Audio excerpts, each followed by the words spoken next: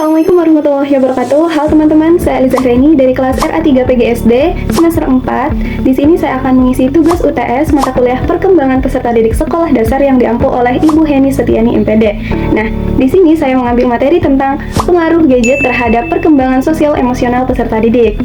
Oke, tidak usah berlama-lama, langsung saja kita ke materi. Oke, yang pertama ada identitas masalah. Dari data yang saya temukan, di era digital saat ini, penggunaan gadget pada anak semakin meningkat, betul? Betul.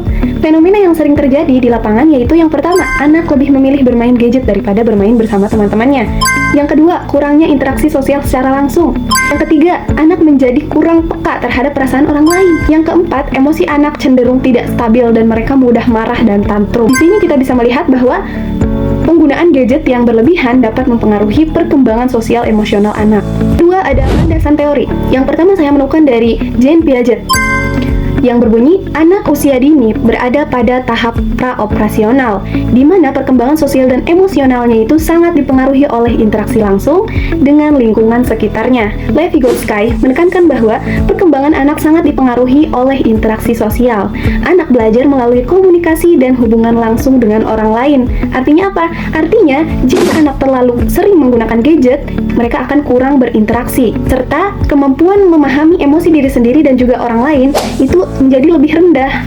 Solusi praktis dari masalah itu adalah yang pertama tentunya peran orang tua, ya enggak? Jadi orang tua itu harus membatasi penggunaan gadget mereka ya maksimal 1-2 jam per hari gitu.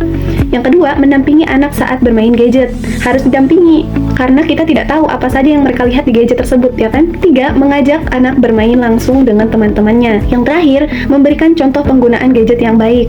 Kita juga harus mencontohkan gadget yang baik karena anak itu mencontoh apa yang kita lakukan.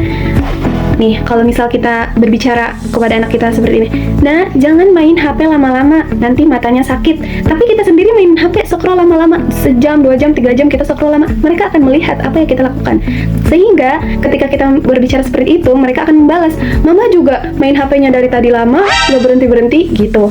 Nah, makanya apa yang kita lakukan harus menjadi contoh bagi anak kita.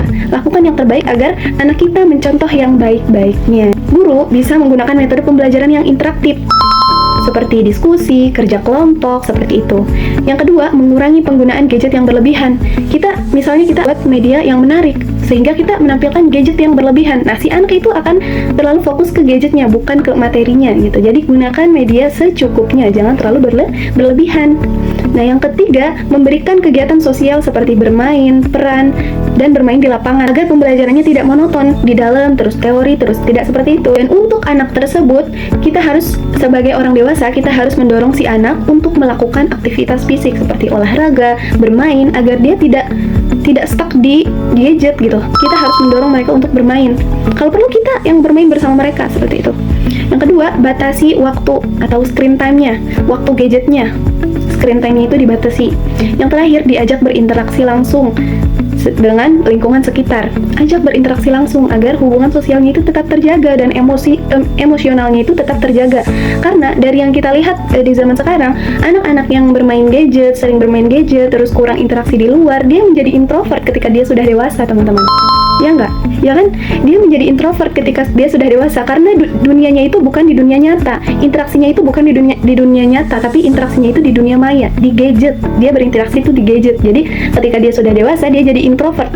Ketika dia harus berinteraksi di dunia nyata dengan orang-orang yang banyak, dia jadi introvert karena itu bukan dunianya.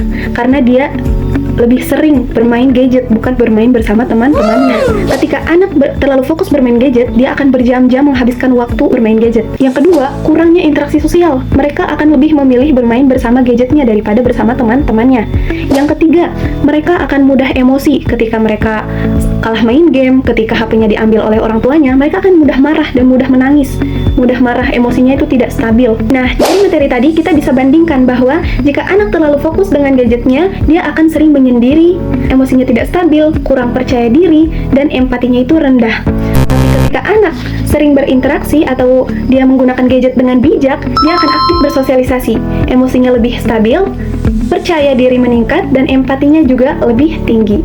Nah, dari materi yang kita bahas tadi, kita bisa simpulkan bahwa pengaruh gadget tidak sepenuhnya buruk, tetapi harus digunakan secara bijak. Peran orang tua dan guru sangatlah penting dalam mengontrol penggunaan gadget agar perkembangan sosial dan emosional anak itu tetap optimal. Baik, materi yang diambil tadi saya kutip dari jurnal Jean Piaget yang berjudul The Psychology of the Child. Kedua dikutip dari jurnal Levi-Gotsky yang berjudul The Development of Higher Psychological Process. Nah, itu dia tadi materi yang saya sampaikan. Semoga bermanfaat untuk saya, untuk kalian, dan untuk semuanya yang sudah melihat video ini. Semoga bermanfaat. Terima kasih, kurang lebihnya mohon maaf. Wassalamualaikum warahmatullahi wabarakatuh.